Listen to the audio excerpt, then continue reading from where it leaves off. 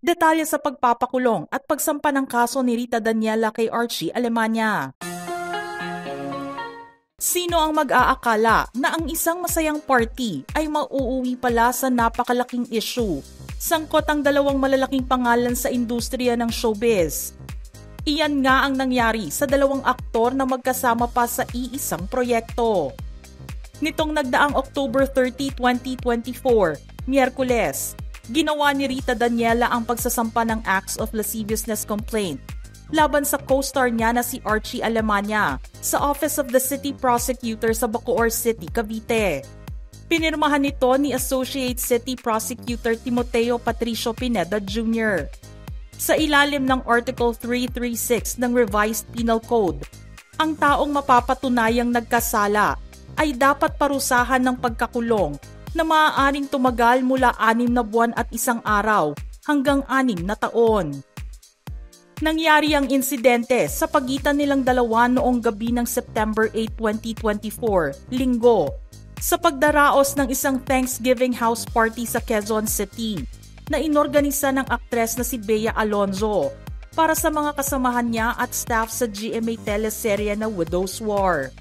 Dumalo dito ang mga co-actors ni Bea kasama sina Rita Daniela at Archie Alemania.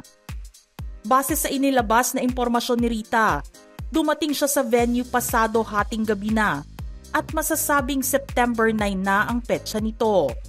Subalit pagdating ni Rita ay kaagad itong nakarinig ng hindi magandang mga salita mula sa co-actor na si Archie Alemania. Halatang lango sa alak ang aktor at kung ano-ano na rin ang binibitawan nitong mga salita sa aktres. Dahil hindi humihinto si Archie, sinasaway na rin siya ni Bea. Pero sinabi ni Rita na pinili pa rin niyang hindi kumprontahin ang aktor dahil baka mas lalong mag-provoke ito sa kanyang kilos, lalo na't lasing ito. Matapos naman ang kanilang party ay papauwi na si Rita at naghihintay na lamang sa kanyang binook na sundo. Nakita siya ni Archie at doon ay huminto ito sa harapan niya mismo at sinabing siya na lang ang maghahatid sa kanya sa bahay. Mas mainam daw na siya ang maghatid dahil 2:00 na rin ng umaga noon at para matiyak din ni Archie ang kaligtasan ni Rita. Nang mapansin na nahimasmasan na ang co-star na itinuring na rin niyang kuya at kaibigan, hindi na ito tumanggi pa sa kanyang alok na ihatid siya sa bahay nito sa Bacoor, Cavite. Pero sa kalagitnaan umano ng kanilang paglalakbay ay nagsimula na si Archie na gumawa ng mga hindi kanais-nais na bagay kay Rita. Laking gulat din niya noong pababa na siya sa sasakyan ni Archie ay sinubukan nito muling gawan siya ng hindi magagandang bagay. Subalit ng manlaban at hindi pumayag si Rita, dito na raw nagalit si Archie. Nagpatuloy ito at medyo natagalan din sa paglabas ng kotse si Rita. Labis na takot ang naramdaman ni Rita noong gabing ihatid siya ng co-star sa kanilang bahay.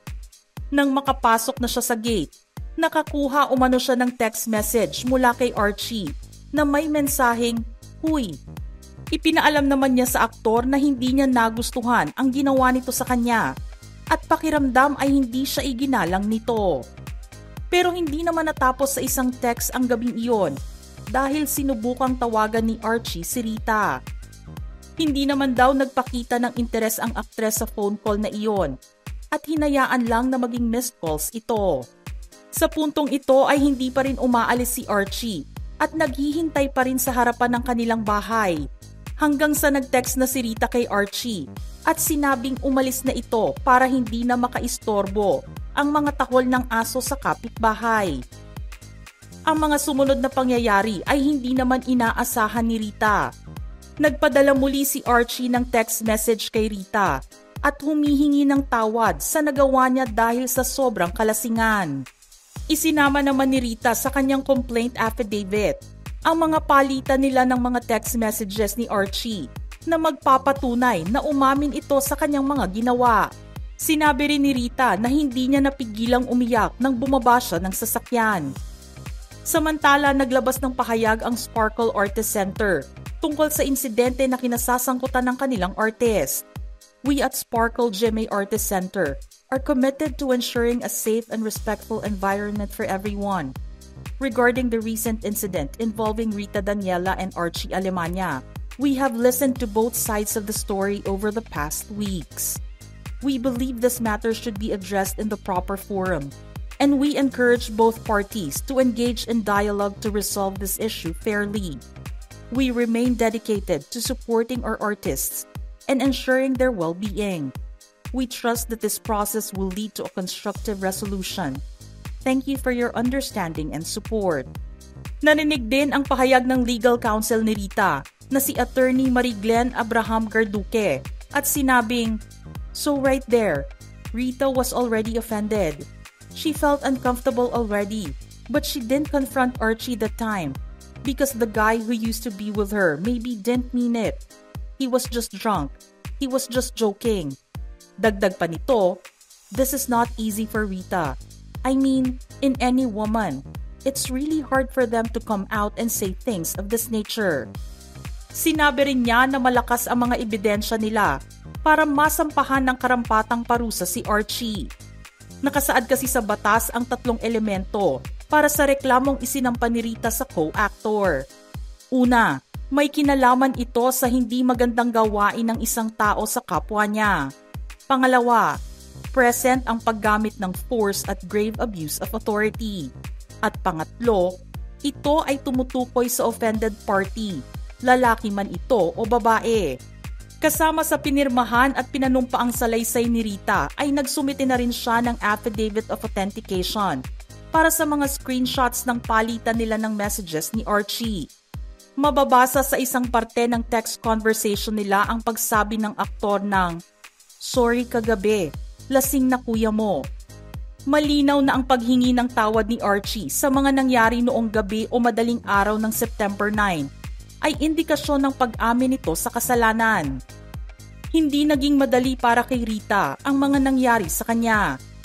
Aniya sa kanyang pahayag, "That being a public figure, a contractual artist, with reputation to protect, it is very difficult for me to file the instant case, but the trauma I was and am experiencing, brought about by the incident, gave me courage to face the consequences and file the instant case against the respondent." Si Archie Alemania ay dating miyembro ng dance group na Big Man at naging TV host ng What's Up kasama sina Tony Gonzaga at Bong Navarro. Naging magkarelasyon sila ng aktres na si Mickey Farriols noong 2005 to 2009. Mayroon silang isang anak. Kasal na siya ngayon kay G. Canlas na dati ring aktres at TV host. Mayroon din silang isang anak. Si Rita naman ay single mother sa kanyang baby boy. Mga ka-showbiz peeps, ano ang inyong masasabi sa ating istorya ngayon? Type your comments below.